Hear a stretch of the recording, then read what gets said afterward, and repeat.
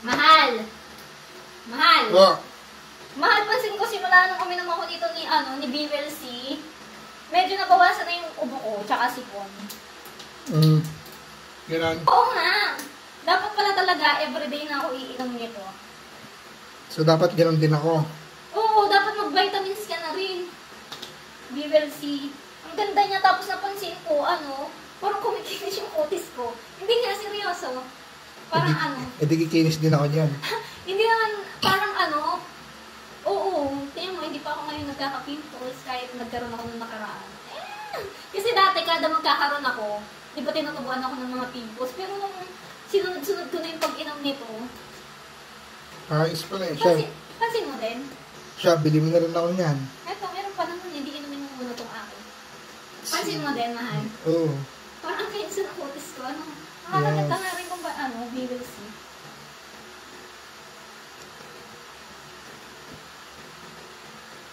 Pero yung lagi ka nang umiinom nito, hindi pa rin ako naman ako ng gamot. Gusto mo rin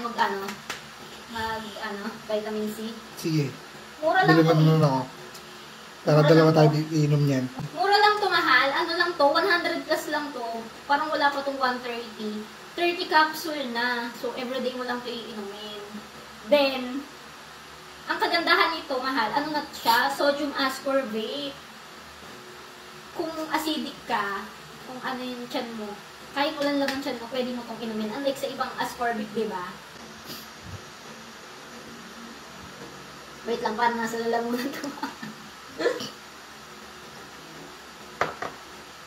Unlike sa ibang ascorbic, mahapdi siya sa tiyan. Eto, sodium ascorbate na siya, kaya okay na okay to.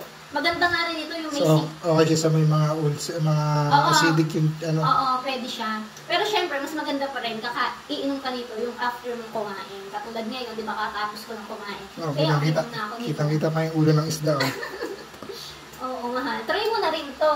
Sige, bili ka na, para sa akin. Hindi, tsaka wala pa akong pambili. Ubusin mo muna natin to, hati na tayo dito. Pagsahod mo na lang. So, yun lang. Guys, kung gusto nyo rin to i-try para kung madalas kayong ubuhin, sipunin, para nga lumakas yung resistensya natin. Try nyo si BWC ascorbic acid. Maganda siya, guys. Tapos nakakakinis siya ng kutis. Uy! Try nyo lang. Wala namang masama.